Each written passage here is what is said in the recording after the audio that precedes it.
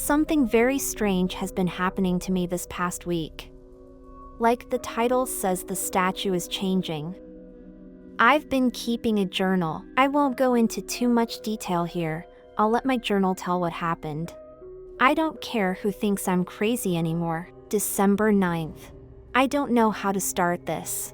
I don't even know if I believe my own eyes. I noticed it the other day, maybe Wednesday or Thursday. I can't remember which, but I almost didn't see it. Outside of my apartment in the courtyard, there's this statue of some man. He has some significance to this town, but I don't remember. I just moved here last month and I read the plaque at the base of the statue the day I moved in. I can't remember what it said at all though. One of the founders or some mayor maybe. I do remember what the statue looked like. It was tall, about 15 to 18 feet. It had that aged bronze or brass color with the deep browns that eased into the blackened parts of the metal. The man himself was older, maybe early to mid-50s. He wore a suit without a tie, and lastly his arms were holding his jacket just below the lapels. That last part is the most important because the other day his arms were in a different spot. They had both moved up to just below the collar.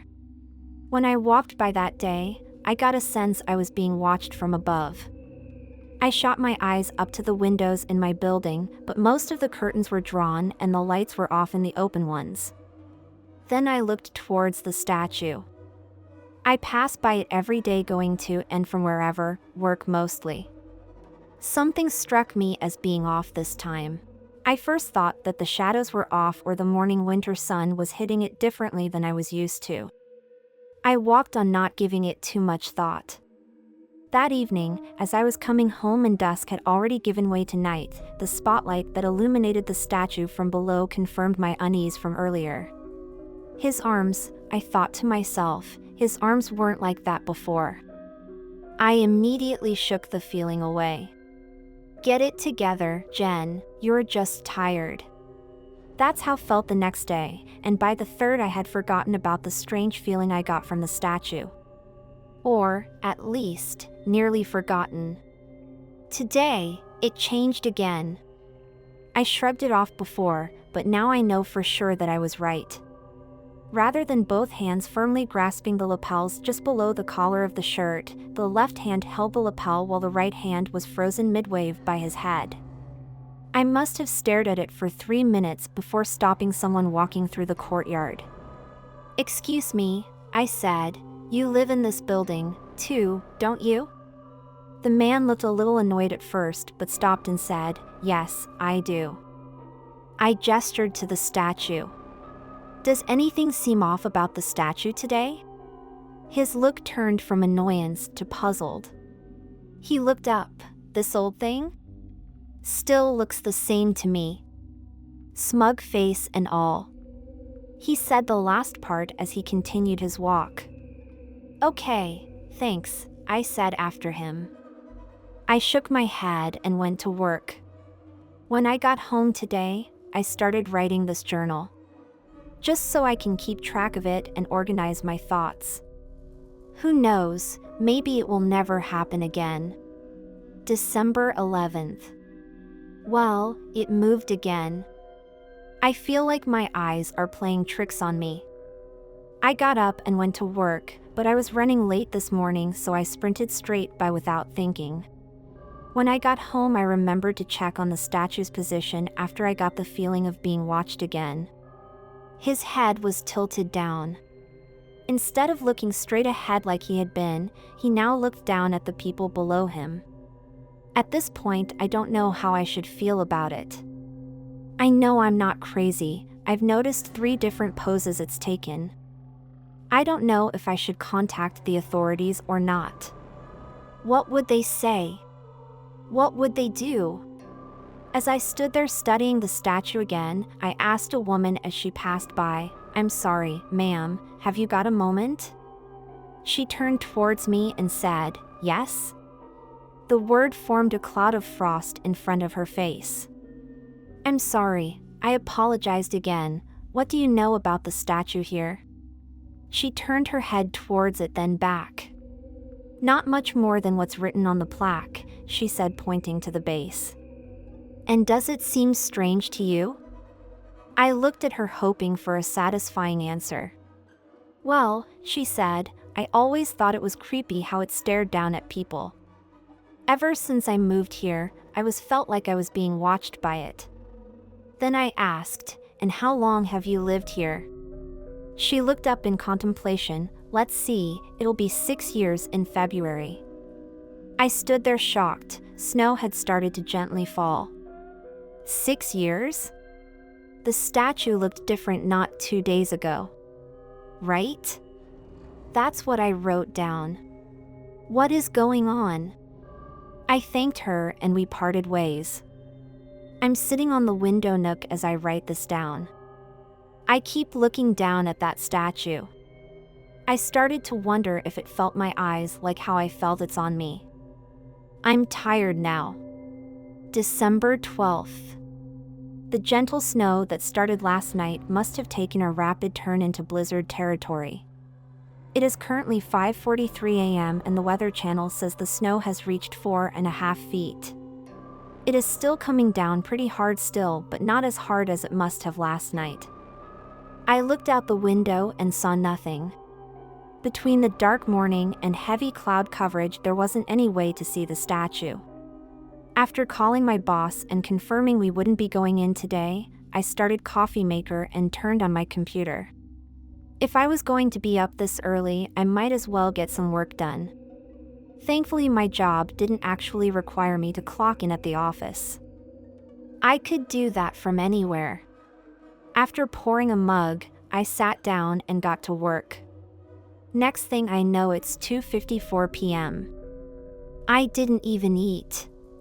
The snow officially stopped an hour ago, but the clouds still gray out the sun's rays. As I walked towards the window, a deep sense of dread washed over my body. I shivered the feeling away. Still, I hesitated to look out of the window. I had every right to be creeped out. No, there's no way that's possible. The statue was now looking up at my window, hands still raised, waving. I threw the curtains closed and started backing up. No. No way. It's just not possible, I spoke out loud this time. I almost tripped over my coffee table. I felt like my head was swimming. I sat on the edge of the table for a long time waiting for the explanation to make itself known. After a few minutes, I found myself standing and staring back out the window. The snow. I just noticed there wasn't a flake of snow anywhere on statue. Not even the concrete base, which was about 4 foot tall. I feel like it's targeting me now. December 13th. I barely got any sleep at all last night. My dreams were filled with a silent and giant adversary that got closer if I blinked or looked away for a millisecond. The city must have cleared paths last night. I went to the window and saw the snow was pushed away in the roads and even the courtyard. On my walk to work, I ran into the same woman from the other day. She smiled as we were approaching each other, and I nodded and smiled back. I looked at the statue. It wasn't even trying to be subtle anymore. It was saluting and looking straight ahead. It was dressed in military garb. My dad was a captain in the Air Force, and the statue's outfit looked identical. I was so confused. How was the statue moving? Why doesn't anyone else notice the changes? Why me? I called out of work, feigning pneumonia, and headed back inside. December 14th. I decided to call the authorities on my walk home this evening. The statue, base and all, had moved from the center of the courtyard to directly under my window. This window. Maybrook Police Department, the man said. Hi, my name Jennifer Winslet. I live in the Maybrook Hills building on 5th Avenue. This is going to sound crazy. I hesitated for a moment. Go on, Miss Winslet, the operator coaxed. I doubt we haven't heard it before. Wanna bet? Well, you see, sir, the statue outside the building keeps moving. I said the last part fast. I'm sorry, ma'am. You said the statue is moving? I heard the disbelief. Yes, sir, I responded. Moving how? He asked, like by vandals? More like on its own. Changing poses and positions in the courtyard, I answered, followed by a pause that echoed throughout history but was over in a second.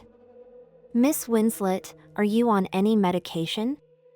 He doesn't believe me. Of course he doesn't. No, I'm not, I said. Using any illicit substances, such as heroin or methamphetamine? I sighed heavy. No, I'm not. And I'm not drunk either. I know how it sounds. He cut me off. Miss Winslet, if it will make you feel better, we'll send over a couple of officers to check it out. Sound good? I thanked him and hung up the phone. I sat by the window and waited for them to pull up. To my surprise, they showed up and got out of the cruiser. I rushed down to meet them at the base. Miss Winslet? The younger of the two asked as I running over to them. Yes, officer, I was afraid you wouldn't show. The older one grunted, just be thankful it's a slow night. They looked the statue over haphazardly, then they looked back at me. Well, ma'am, in my opinion, it's a statue, the young one chided. The older one elbowed him. What Sergeant Burns means is that this is how the statue has always looked since it was built in the 40s. Not an inch out of place. I thanked them even though I was unsatisfied with their response. I went back to my apartment defeated. After I went to bed. As I lay there, I decided I would transcribe and post it here to see if anyone had any suggestions. I thought I'd be posting this tomorrow, but I was woken up by a large rumbling that shook the whole building. I got up and checked the hallway, but no one else seemed to notice. Then as I turned around, my eyes caught an unfamiliar glint of moonlight through the window. I slowly made my way over to my laptop.